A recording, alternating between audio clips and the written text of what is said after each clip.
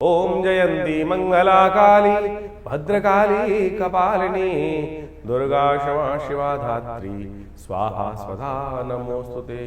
मंगलम भगवान विष्णु मंगलम गरुड़ध्वज मंगलम पुंडरीकाक्ष मंगलाय तनो हरि। नमस्कार, स्वागत है आपका आचार्य वाणी में। मैं आचार्य डॉक्टर विक्रमादित्य आपके साथ हूँ। आज का विषय है धनु राशि वालों के लिए 24 तारीख बृहस्पतिवार का अवसर, एकादशी की तिथि है। इस दिन वरूथनी एकादशी का योग है। भगवान की सुंदर उपासना कर आप अनेक कष्टों को दूर कर सकते हैं।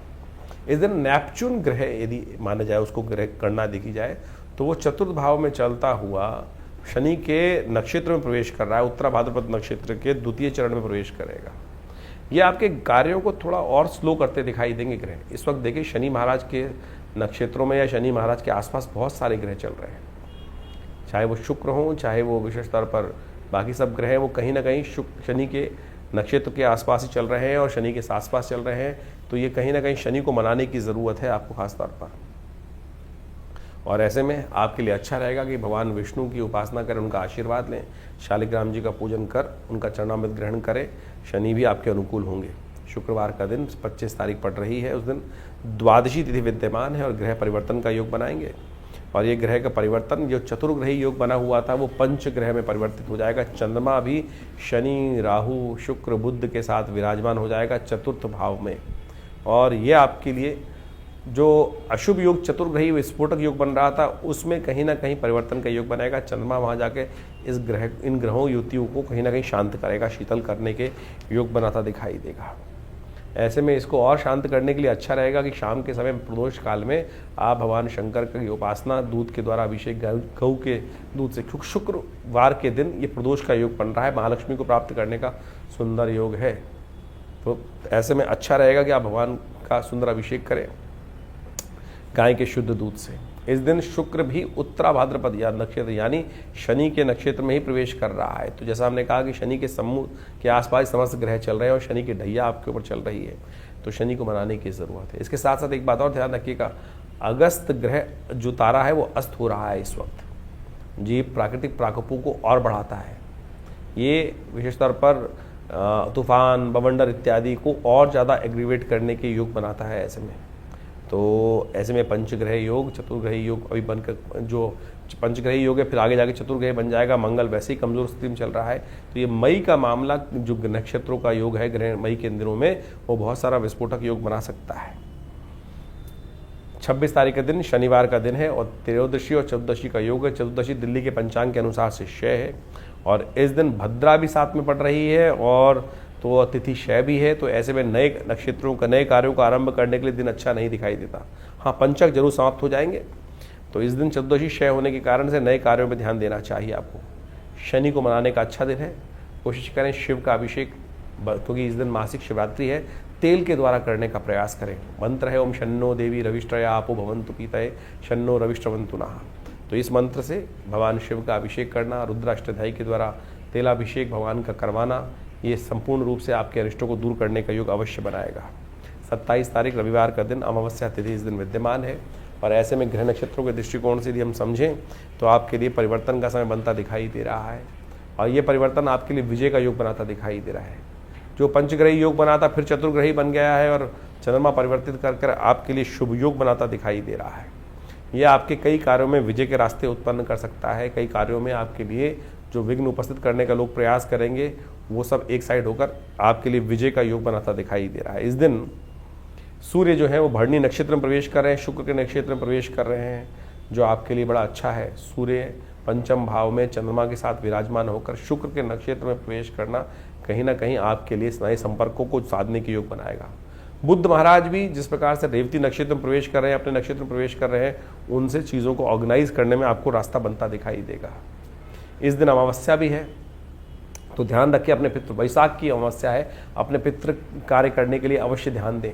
पितरों की तृप्ति के लिए, अपने पितरों के लिए गायत्री यज्ञ करें, करवाएं, तर्पण इत्यादि करें, ब्राह्मण भोजन इत्यादि कराएं, वो बड़ा श्रेष्ठ रहेगा।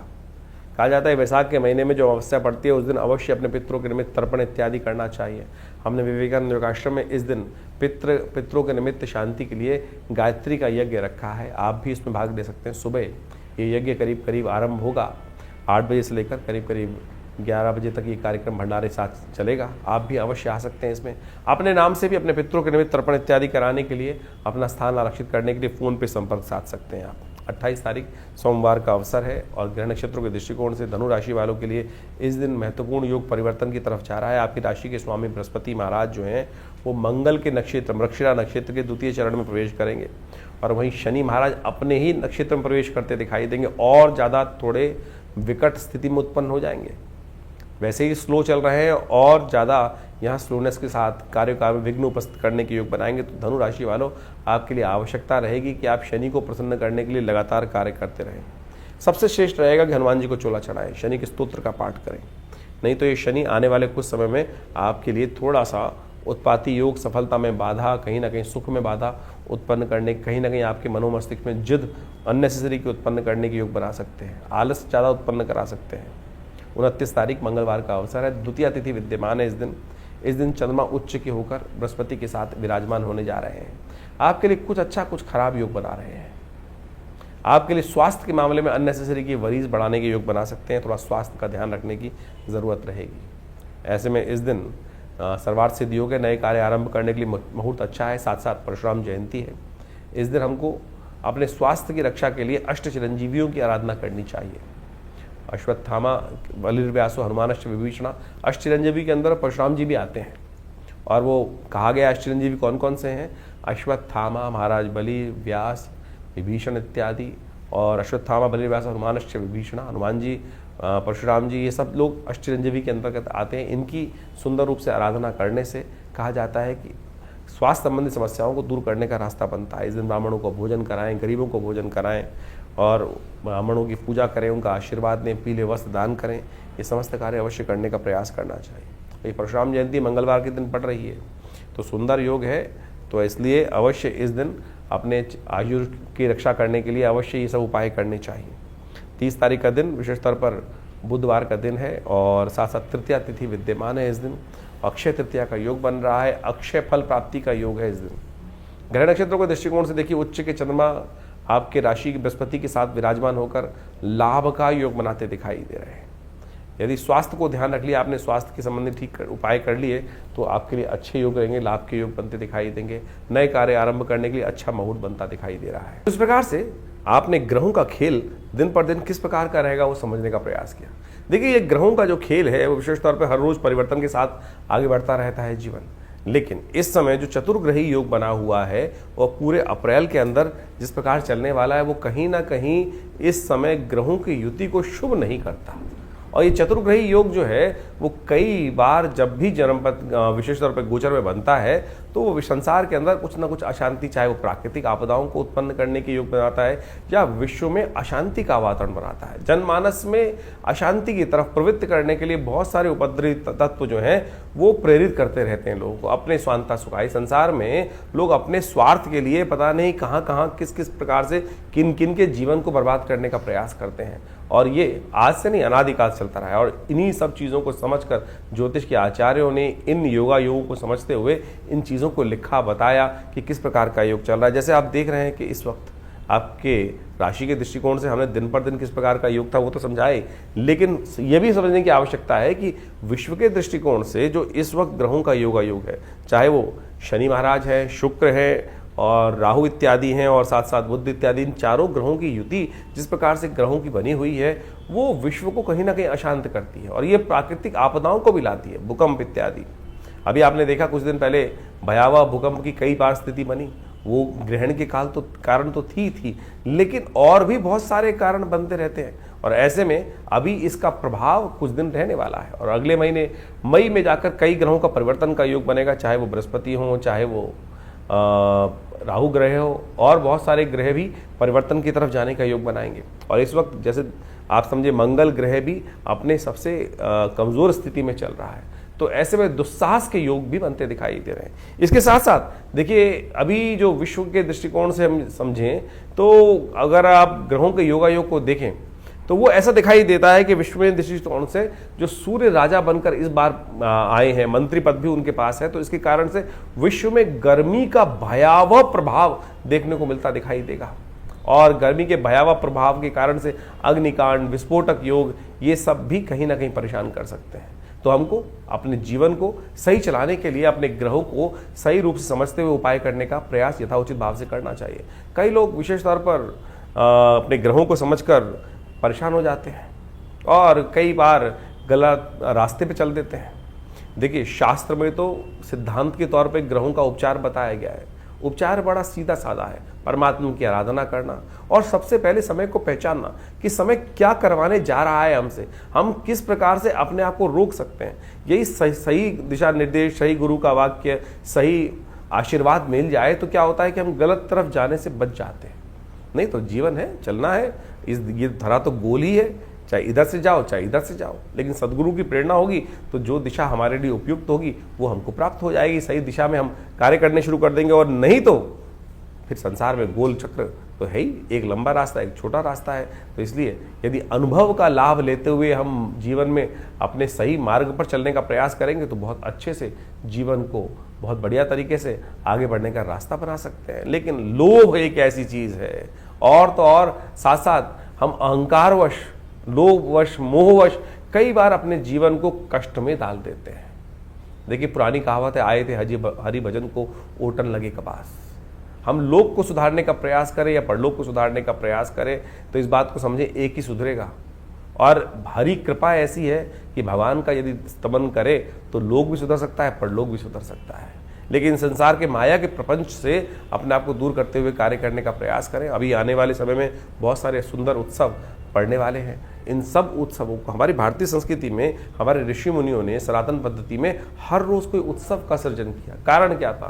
कारण यही था कि मनोमस्तिष्क फालतू के कामों से लगकर हटकर उस परमात्मा की स्तवन में अपने आप को लगा लें। तो वो क्या होता है कि बहुत सारे गलत रास्तों से व्यक्ति बच जाता है और कष्ट से भोगने से बच जाता है। लेकिन हमारे जीवन में जो कर्म का क्षेत्र है वो हर क्षण कुछ ना कुछ कर्म की तरफ हमको प्रेरित कर रहा है। कोशिशें करें, सदकर्म की तरफ प्रेरित करने का प्रयास करें अपने आप को, लोगों को। नहीं तो क्या होता है कि गलत कर्म की तरफ प्रेरित करोगे। कई बार हम अपने आश्रम में लोगों के जो यज्ञ इत्यादि होते हैं उसके बारे में बता देते हैं, तो कई लोग इस प्रकार से बोल देते हैं कि भैया आचार्य जी आश्रम का ऐड कर रहे हैं। देखो, ऐड करने की हमें ना तो कोई ज़रूरत, अगर यज्ञ इत्यादि आश्रम पे हो रहे हैं तो बताना चाहिए, लोगों को प्रेरित करना चाहिए।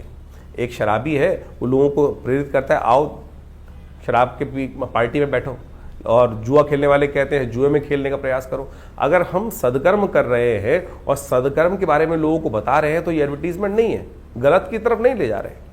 तो अगर आपको कई लोगों को, और आप एक बात और समझ लें कि आपके जीवन में हम कैसे समझें कि हम धर्म, हमारे अंदर अभी धर्म का उदय हो रहा है या अंत हो रहा है। धर्म की बात सुनकर यदि किसी व्यक्ति को कहीं ना कहीं मन में क्रोध आने लगे, गुस्सा आने लगे, तो समझ लो कहीं ना कहीं पाप प्रवृत्ति अभी जीवन में कहीं ना कहीं परेशान करने के आगे योग बना रही है। तो इसलिए अपनी भावना को पवित्र रखें। तो हमने जो जो आपके संबंध बातें रखी हैं, जो जो जो उत्सव होते हैं आश्रम के बारे में, वो सब अवगत कराते रहते हैं। कोशिश ये करें आप भी अपने जीवन को, अपने बच्चों को, अपने परिवार वालों को, लोगों को, मित्रों को सही दिशा में डालने का प्रयास करें। सही दिशा में आपका कर्तव्य का केवल इतना है कि चलो भाई परमात्मा का भजन करें, चलो भाई अच्छे कर्म की तरफ चलें। और समझ लो, अगर आपकी वजह से कोई एक आध व्यक्ति भी सदकर्म की तरफ लग गया तो उसके द्वारा किए गए पुण्य भी आपको लग जाएंगे। ये सब सैद्धांतिक तौर पर है। जैसे आप इसको मॉडर्न में वैसे समझ सकते हैं कि किसी गलत व्यक्ति को गलत काम के प्रेरित किया, चोरी डकैती और उल्टे सीधे कामों के लिए, और उसने जो कर्म किया उसने कहीं जाके आपका नाम ले दिया कि भाई, तो आप भी उस कानून के चक्कर में फंसेंगे ना। तो इसी प्रकार से यदि आप किसी को पुण्य की तरफ प्रेरित कर रहे हैं तो पुण्य, उसके द्वारा किए गए पुण्य आपको प्राप्त होंगे। और किसी गलत कार्य की तरफ प्रेरित करोगे, चाहे जैसे हमने जो दो तीन अभी उदाहरण दिए आपके सामने, तो आप समझ लीजिए उसके द्वारा किया गया गलत कर्म भी आपको भी भोगना पड़ेगा। ये संसार में बिल्कुल नियम है सही रूप से। तो इसलिए सही तरफ चलने का हम प्रयास करेंगे तो अपने कर्म से, जीवन से अपने हमें बहुत सारे कष्टों से निवृत्त होने का योग बन जाएगा। और एक बात और समझें, यदि बिना कुछ कारण के भी आपके जीवन में यदि कष्ट, मन दुख है, परेशान है, कष्ट जीवन में आए चले जा रहे हैं, तो सोच लीजिए कि अभी हमारा जो डेबिट क्रेडिट का अकाउंट है ना कर्मों का, वो कहीं ना कहीं नेगेटिव हो रहा है। शुभ कर्म अपने आप ज्यादा से ज्यादा करने का प्रयास करें। जब वो घड़ा शुभ कर्म से लबालब भरा रहेगा तो आप समझे कि आपके बहुत सारे कष्ट कब आएंगे, कब चले जाएंगे पता भी नहीं चलेगा। तो इसलिए इस सिद्धांत को समझ लीजिए, यदि छोटा सा कष्ट भी आपको बार बार आके परेशान कर देता है तो समझ लीजिए हमारे पुण्यों के अकाउंट में कितना नेगेटिव बैलेंस है कि हम छोटे छोटे कष्टों से परेशान हो रहे हैं, जिनका वास्तविक जीवन में कोई औचित्य ही नहीं है। और सामने वाला जिसको हम देखकर कई बार ईर्ष्याग्रस्त हो जाते हैं कि भाई उसको भी जीवन में कष्ट सबके आ रहे हैं। सूर्य तो निकल रहा है तो उष्ण जो गर्मी है वो हर एक के लिए पैदा कर रहा है, बरसात हो रही है तो हर एक को गीला कर रही है, लेकिन किसी को उसका दुष्प्रभाव होता है और किसी को उसका शुभ प्रभाव होता है। वो इसलिए कि हमारे पुण्य किस प्रकार के हैं। तो आप सही रूप से पुण्यों को बढ़ाने का प्रयास करें, यही अध्यात्म का रहस्य है। ये न केवल प्रकारेण, यानी ऐसे या वैसे कैसे भी अपने आप को सद्कर्म की तरफ प्रेरित करने का प्रयास करें। इसके लिए शास्त्रों में अनेक नियम, चाहे वो योग कथाएं हों, चाहे वो यज्ञ हो, चाहे वो दान हो, चाहे वो पुण्य हो, चाहे वो सद्गुरु का आशीर्वाद हो, या अच्छे लोगों के सानिध्य में बैठने की कर्म बनाए गए हैं, वो सब शास्त्र के अनुसार से आपको पुण्यों को बढ़ाने की तरफ ही ले जाते हैं। और वहीं उसके लिए थोड़ी प्रयास करना पड़ता है, श्रुति को ऊर्ध्वगामी बनाना पड़ता है, उठाना पड़ता है, अपनी प्रवृत्ति को नीचे की तरफ जाने की बजाय ऊपर की तरफ उठाना पड़ता है, उसमें लगती है मेहनत। और गलत तरफ जाने के लिए तो आप बैठ चल करते हैं, उल्टे सीधे काम तो बहुत सारे ऐसे हैं, रोज शाम को लोग आपको बैठा सकते हैं। तो आप उस पर रोक, उस पर बंदिश, उस पर थोड़ा सा संयम करने का प्रयास करोगे तो खुद देखोगे धीरे धीरे परिवर्तन का रास्ता आपके जीवन में अवश्य बनेगा। और जानिए आपके जीवन में किस प्रकार के ग्रह योग चल रहे हैं, उसके लिए हम लगातार आपके साथ रहते ही हैं। तो आशा करते हैं इन सब दिशा निर्देशों को सही से समझेंगे और अपने जीवन के कष्टों को दूर करने का आप अवश्य योग बनाएंगे।